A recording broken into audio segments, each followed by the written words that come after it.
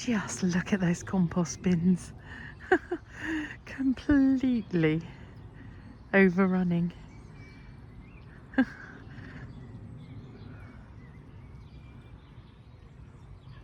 And they are massive bins as well. And yeah, the roses are starting to bloom. So this is mid-May. Let me show you where we are with them mid-May. I'll do a proper tour again with their names.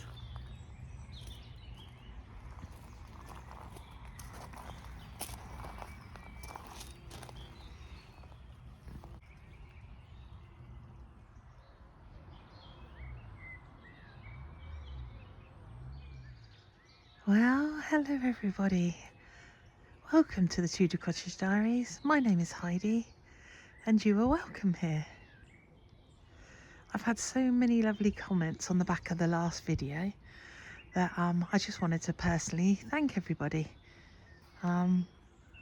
It's been lovely reading them and taking strength from some of your comments. This is the wall that is in, in front of the cottage. There are some gems in here that have survived a very mild winter. We've got the fuchsias here, Sweet Williams. There's another fuchsia, more Sweet Williams.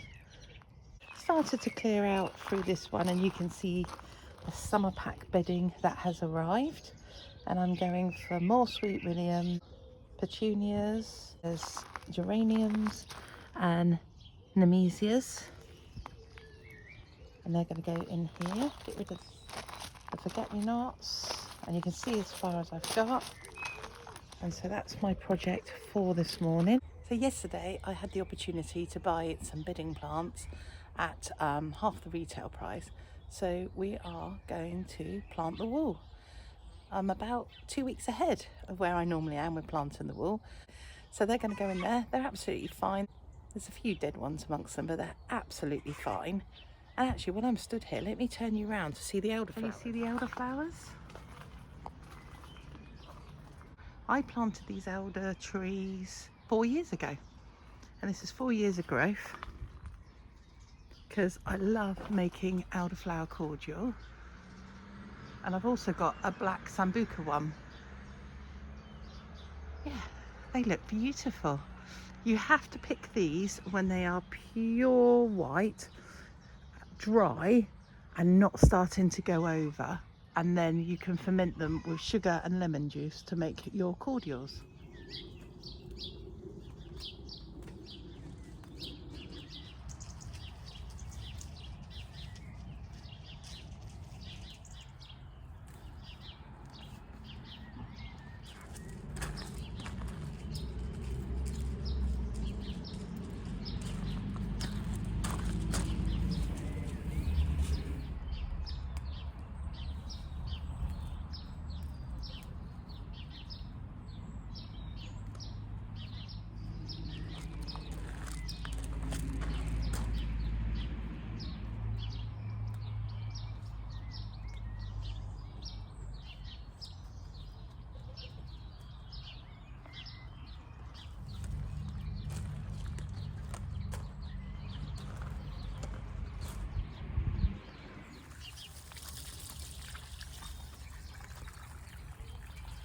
So that's all ready for planting. I've given it a very quick water, and now I'm going to take these bedding plants and I'm going to space them out. I've got the most beautiful hookah in here that was a hospital case that went in here because I'd run out of room, but I'm going to leave it. It seems to be doing really well.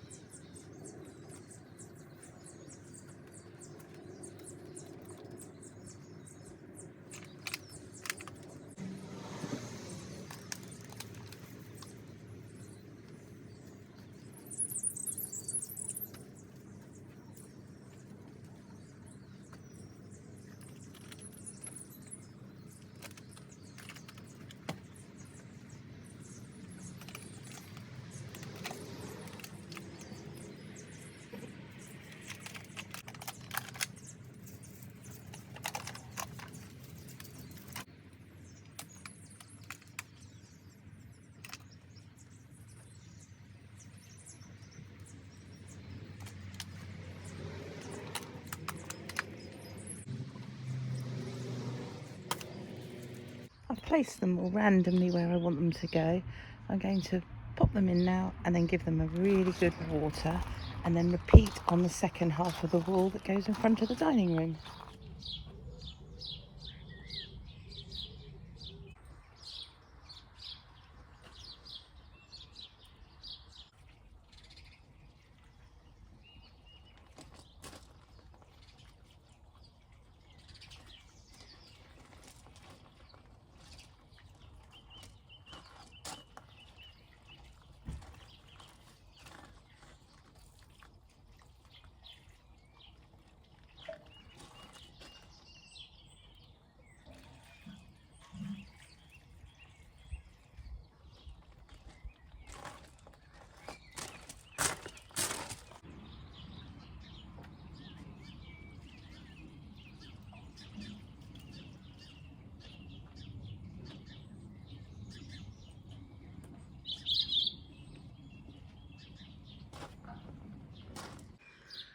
My camera is not picking up all the fledglings that are in the garden at the moment.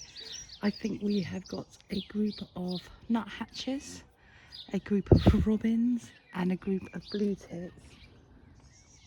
And the parents are watching them as they fly around the garden and crash into things. It's got very quiet now I'm talking. Possibly because Lincoln has decided that he's going to come and see what I'm talking about. But I wish you could see them. And lots of fuchsias, lots of sweet williams through here.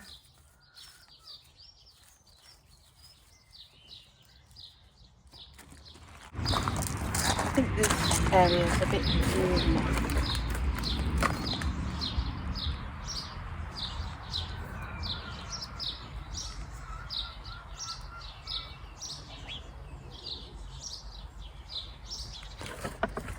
I think this bit of the wall's a little bit warmer because it doesn't get the wind coming across the paddock and hitting it. It's sheltered by the porch, so I'm going to get these in with the plants that have survived so far.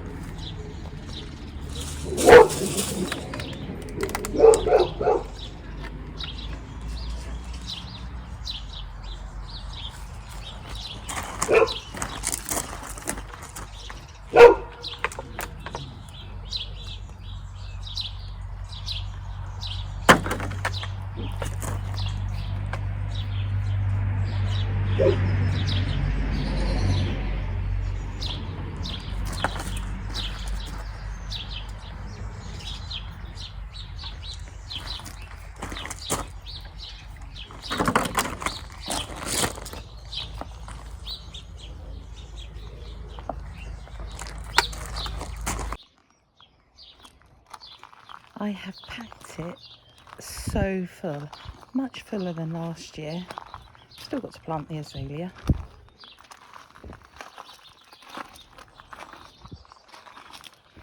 I really packed them in tight. I want to make a really good show of this wall this year, and you can watch it blossom and grow if you like and subscribe and join us on this channel. So no weeding today, but I have just planted 36 bedding plants into the wall that is in front of our cottage, and I have crammed them in, and I'm now going to give them another water because it's actually quite a warm day, but they are going to look absolutely beautiful and give us a wow factor to this wall. Good morning. Yesterday, oh my goodness, I was too exhausted to film. We had to build this new extension to the chicken run because currently I have 2 hens sat on eggs behind me. I'll just show you those briefly.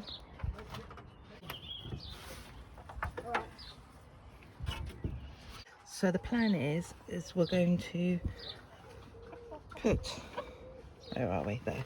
We're going to put a wall here of chicken wire, and that is to keep the cockerel and the 2 remaining hens that aren't sitting on eggs in this second run. And then the girls that are sat on eggs will have a safer place for their chicks in this run, and it'll be large enough, and we can put the chick crumb in here, and drop some chicken wire underneath to protect them from rats and things like that. But yeah, quite exciting. We're hoping that we're going to have lots of little chickies.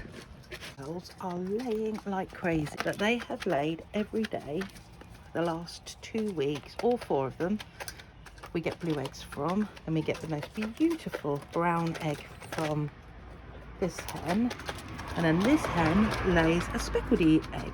So we know that they're all laying, and we put it down to the fact that they're really content and really happy. They're on layers, pellets, and they are on a corn mix that we get from our local, we support our local feed mill, and actually it does work out cheaper than travelling to a big store, mole, and getting their corn and layers. So yeah, it's great.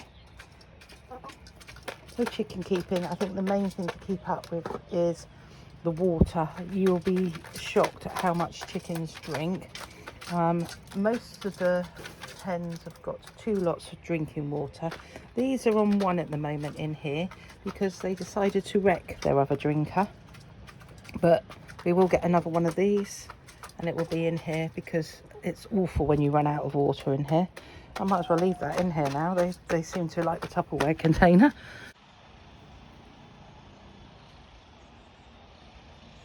We were promised the most glorious of days today by the weather forecasters. So we've got the boat out of storage. She's had a bath and been started, and we were hoping to head across to the Isle of Wight, get a bite to eat, and then come back on the next tide. So it doesn't look like that's going to happen now unless something significant happens with the weather. But anywho, this is the next zone I need to tackle, and it's up to the alilankia tree. And you can see here we got some weeds, got some nettles, we've got a randomly planted sapling, lots of buttercup, lots more of the forget-me-nots to dig out. Yeah, so I'm going to crack on with that while we wait for the weather to catch up with us and uncover some of these gems that are hidden in here. I am so darn pleased with myself. Don't these look pretty and springy and fresh and vibrant? So ladies and gents, it goes to show, don't shy away from those clearance areas. These plants didn't look all that when I bought them, but all it took was some good compost and some good watering and some sunshine, and they are romping away. Not quite the choicier Sundance, it's still looking a bit poorly. To be fair, I haven't given it any tomato feed, and I probably should have done because it's been looking poorly for quite a while now. So I'll put that on my to-do list. The wall was planted about 3 days ago now, and it's really settled in well. I'm going to give it another water today. But yeah, it already looks pretty, but we know that with the advance of summer, this is going to look amazing. Really pleased with that as well. It's been a good week for the little jobs. I mean, look at that for a view. This is where we sit and have our evening meal. Absolutely gorgeous. This is the best I've ever seen that rhododendron look. 4 years we've been a bit disappointed in it, to the point where we've even talked about grubbing it out and putting something there. But all it took was lots and lots of rain. And it's magnificent. The colour is almost pearlized.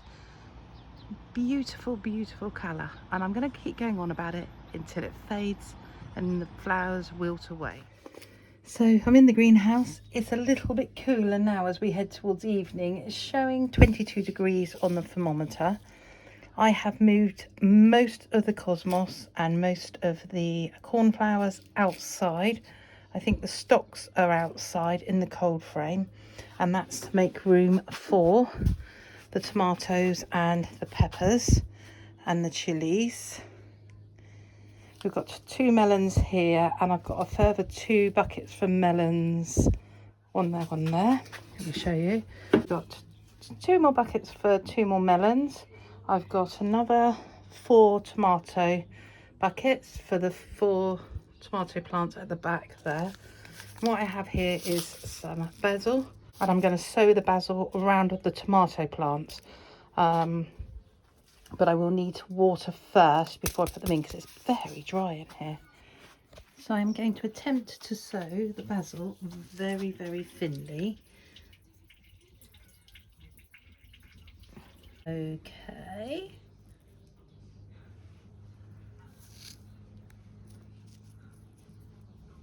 I'm going to use up the whole packet because it's pointless saving it.